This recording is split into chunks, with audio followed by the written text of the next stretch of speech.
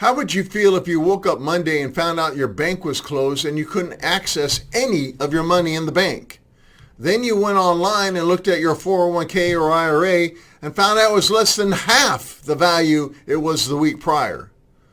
I'm not talking about banks being closed due to a run-on of banks or a massive stock market correction, but what I am talking about is what is called a bail-in, a legal seizure of your hard-earned money.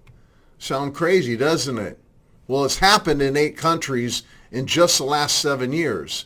Yet more laws have been passed and entities have been set up already for a bail-in in the United States than the previous 8 other countries combined. And this can happen at any time without any warning. And that is what we're going to talk about today.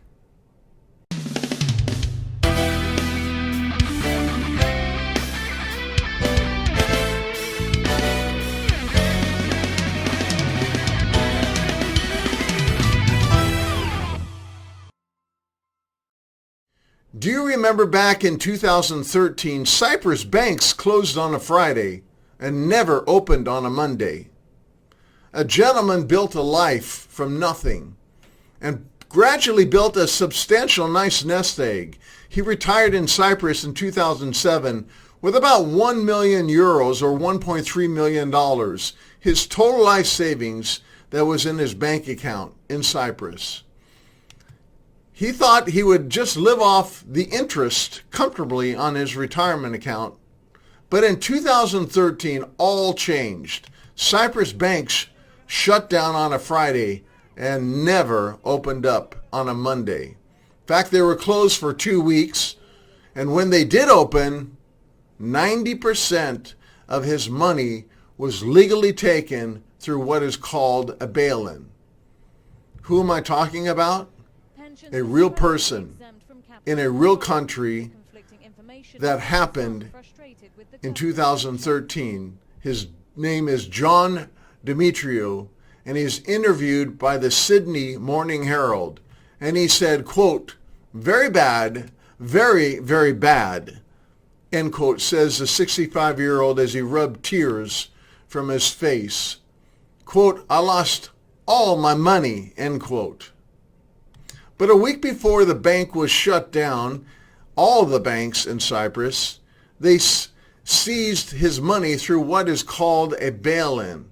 But John heard a rumor that banks might be in trouble, and he went to the bank manager, who coincidentally was his friend. And he asked him if he should move his life savings. His friend, the bank manager, said, quote, "There's no problem.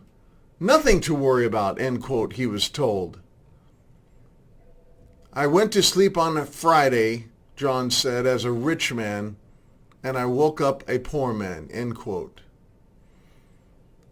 John wasn't the only one that was affected, and 8 countries have already experienced a bail-in. I did mention Cyprus. That was on March 31st, 2013.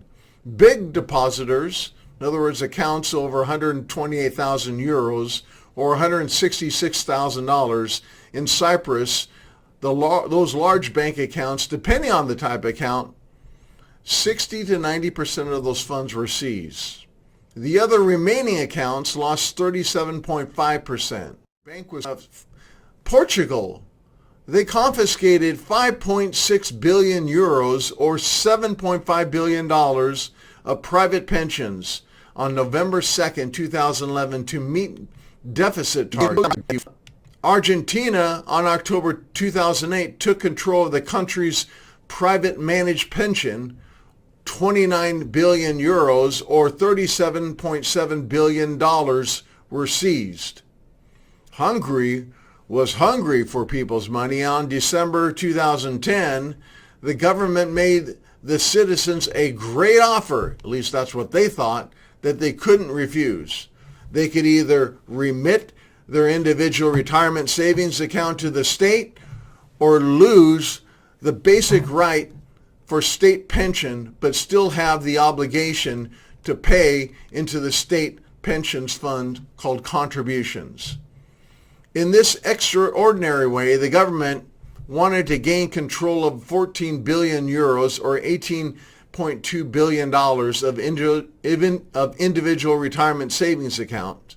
In effect, that'd be like our country saying, give us your IRA or you're not going to get any Social Security. Bulgaria, in 2011, 300 million euros or $390 million of privately hard-earned money retirement savings were supposed to be transferred to the state's pension on about 20%, or only $78 million that was transferred. This resulted in a $312 million seizure of private retirement funds by the government. Poland, in the fall of 2013, they confiscated about a third of the citizens' future savings, what it really was, future contributions from their individual retirement plan that would go to the state-run Social Security plan since it was severely underfunded. Sound familiar? Ireland, in March of 2009, the Irish government earmarked or seized, let's just call it what it is, 4 billion euros or $5.2 billion from the fund for rescuing banks that were in trouble in Ireland. And in November 2010, the remaining savings of $2.5 billion was seized to support bailouts for the rest of the country. France, November 2010, the French Parliament decided to earmark or seize 33 billion euros or $44 billion from the National Reserve Pension Fund, FRR, to reduce the short-term pension scheme deficit.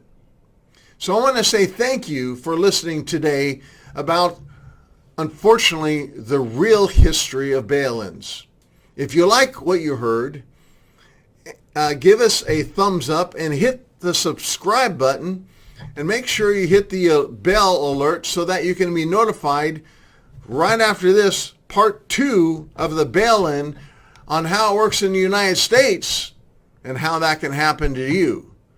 But if you think it can't happen in the United States, you might want to think again.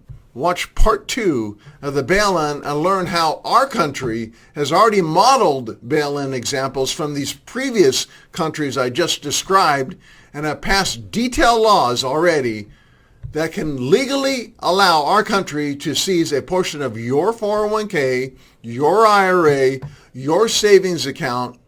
This is called a bail-in. Watch part 2 and learn how to protect yourself. But if you want some written information on this, on more in depth, I have a white paper called The Coming Bail-In. It's free. There's no obligation. The demand has been so high, it's now in its 7th edition. Call my company. The phone number is on the screen, 602-287-9200, and get your free white paper called The Coming Bail-In. But remember always, if you take care of your money now, it will be there to take care of you later. Thanks for tuning in. I'm David Fisher, CEO of Landmark Capital.